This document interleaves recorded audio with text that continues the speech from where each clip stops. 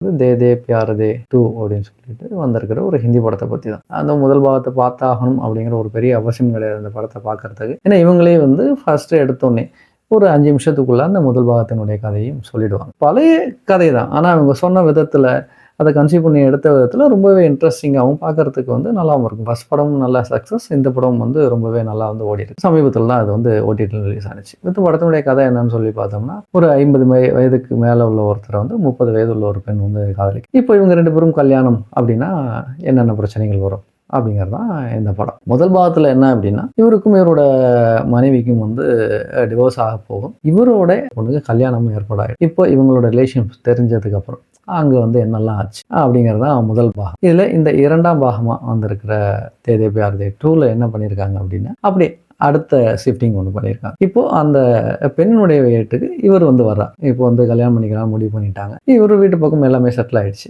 So இங்கே வரும்போது இவர் வயதானவர் அப்படிங்கிறதுனால கிட்டத்தட்ட ஹீரோயினோட அப்பா இருக்கார் இல்லையா, மாதவன் பண்ணியிருக்கார். மாதவனுடைய வயதோட ஒரு 2 வயதுக்கு இளையவர் தான் வந்து ஹீரோ. அஜய் தேவ்கன் தான் அந்த கேரக்டர் பண்ணியிருக்காரு. இப்போ இப்படி ஒத்துக்குவாங்க. அதில் நிறைய பிரச்சனைகள்லாம் வரும். இதெல்லாம் முடிஞ்சு அவங்களுக்கு கல்யாணம் ஆச்சா இல்லையா அப்படிங்கிறது ரொம்ப காமெடி சென்டிமெண்ட் அப்படின்னு சொல்லிட்டு கலந்து சொன்ன படம் தான் அது. முதல் படம் இதே மாதிரி தான் ஒரு நல்ல ஒரு காமெடியாக வந்து தான் ட்ரீட் பண்ணியிருப்பாங்க. சென்டிமெண்ட்ஸையும் அதில் தேவையான அளவுக்கு வந்து மிக்ஸ் பண்ணியிருப்பாங்க. டோட்டலி காமெடின்னு சொல்ல முடியாது.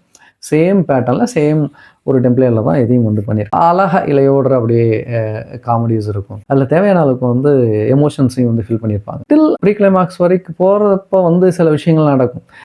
இந்த கேரக்டர் இப்படி பண்ணாதே, ஏன் இப்படி பண்ணுது, தப்பாக இருக்கே, கேரக்டர் டிசைன் தப்பாக பண்ணிட்டாங்களே அப்படிங்கிற மாதிரி பார்க்கும்போது எனக்கு ஒரு மாதிரி இருந்தது. என்னடா அப்படி பண்ணியிருக்காங்க, ஆனால் படம் வர நல்லா ஓடி இருக்குன்னு சொல்கிறாங்களே அப்படிங்கும்போது அங்கே ஒரு பெரிய ட்விஸ்ட் ஒன்று வைப்பாங்க. உண்மையிலேயே ரொம்ப அழகாக இருந்தது அந்த ட்விஸ்ட். அதுதான் பெரிய பலம்னு சொல்லலாம் அந்த படத்தில். ஏன்னா நார்மலாக போயிட்டு இருக்க ஒரு படத்தை அந்த இடத்துல வச்சு தான் அது மொத்தமாக வந்து உடச்சி வேற மாதிரி மாற்றுறாங்க. பெரிய அடல்ட்ரி எல்லாம் ஒன்றும் கிடையாது. தாராளமாக ஃபேமிலியோட பார்க்கலாம். பிரச்சனை என்ன அப்படின்னா, இது வந்து தமிழில் கிடையாது, ஹிந்தியில் ஒன்றியும் தான் இருக்குது, சப்டைட்டிலோட கிடைக்குது. உங்களுக்கு ஃபேமிலி ட்ராமாஸ், காமெடி இதெல்லாம் கலந்த மாதிரி படங்கள் பிடிக்குன்னா கண்டிப்பாக ஒரு வாட்டி ட்ரை பண்ணுங்கள். டிசப்பாயிண்ட் ஆக மாட்டீங்க. மறுபடியும் வேறு ஒரு நல்ல வீடியோவில் பார்க்கலாம்.